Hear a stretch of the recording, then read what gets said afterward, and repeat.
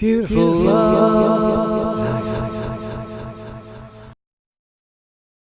When visiting St. Ives, don't forget to take a trip on the Four Sisters. See the wildlife in the sea as you sail around the bay.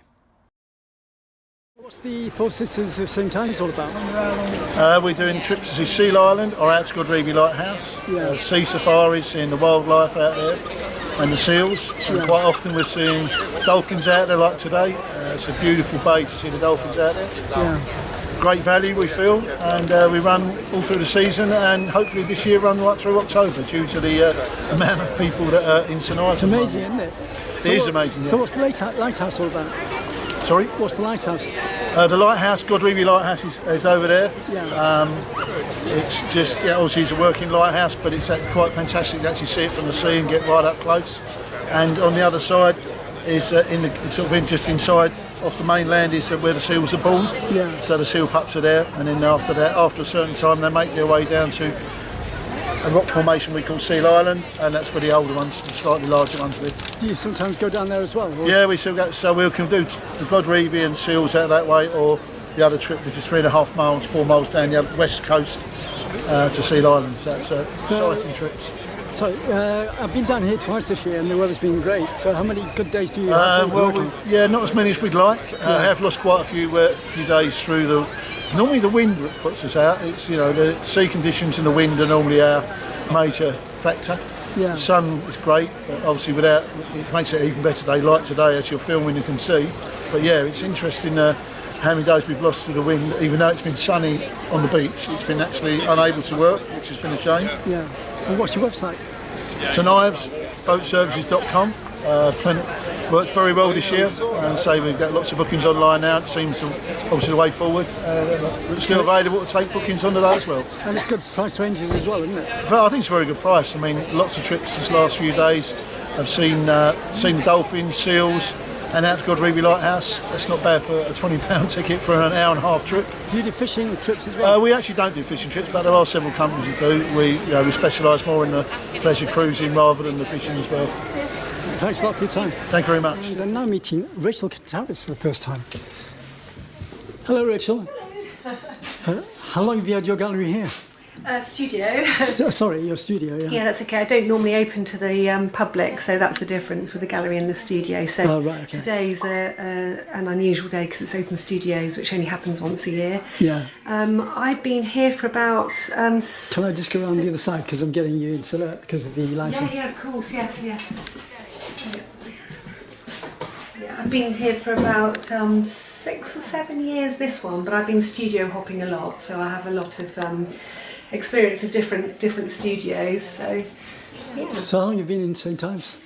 St. Ives, I was brought up actually on the south coast of Cornwall, and then I came back about 20 odd years ago actually to St. Ives, which is off on the north coast. Yeah. So both my parents live in Cornwall. So yeah. So it's got the southwest, the south and the west coast have got a great history in art, hasn't it? Yeah, absolutely. This studio itself, several quite well-known artists have had this studio or the one opposite.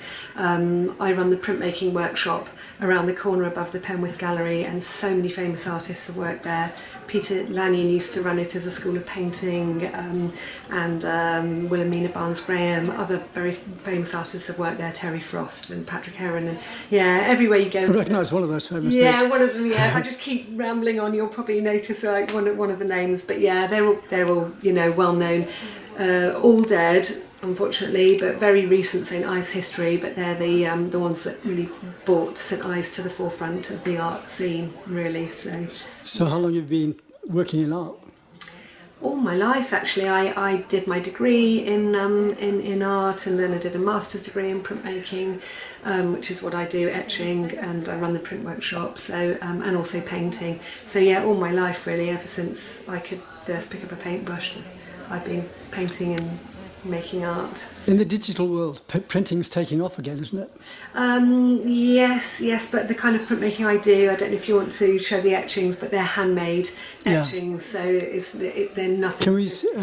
Can you take us to the etchings then? Okay. Let's see what the lighting does in here at the same time. Yeah, there's some random Oh, sorry. No, it's my fault.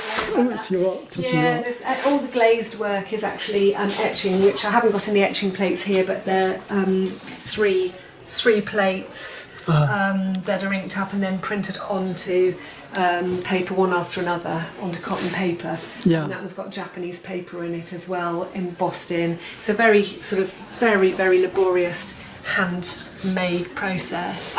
Nothing to do with photographic, so printmaking and printing completely different. Yeah. So it's just another way of getting paint onto the paper. So yeah, it's very. And there's a little etching press there actually, so you can sort of see. This is a little monoprint, but yeah, this is a. Like the colours in that. Yeah, thank you. Yeah.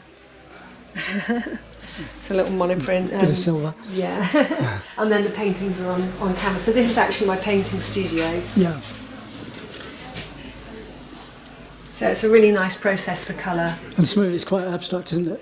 Yeah, well, yes, apart from the figures that have crept in recently and these ones, which aren't quite finished, I usually work very much in abstract. It's very much about colour Yeah.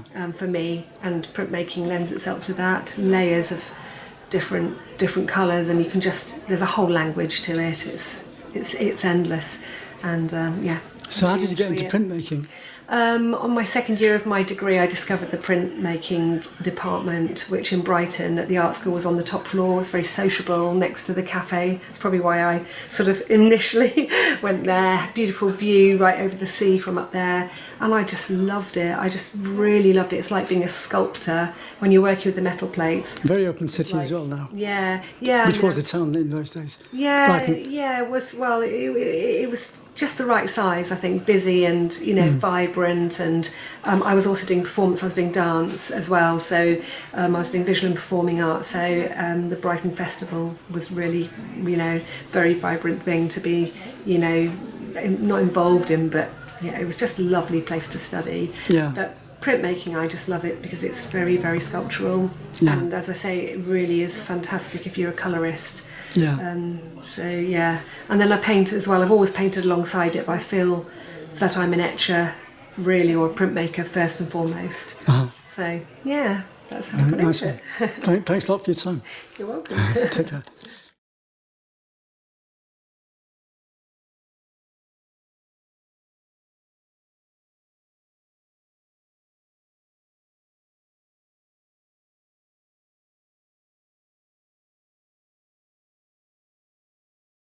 Share the love at Summertime TV Worldwide on YouTube. You got to be a CCS1 at gmail.com. Don't forget to share the video. It's a lifestyle. Share the video.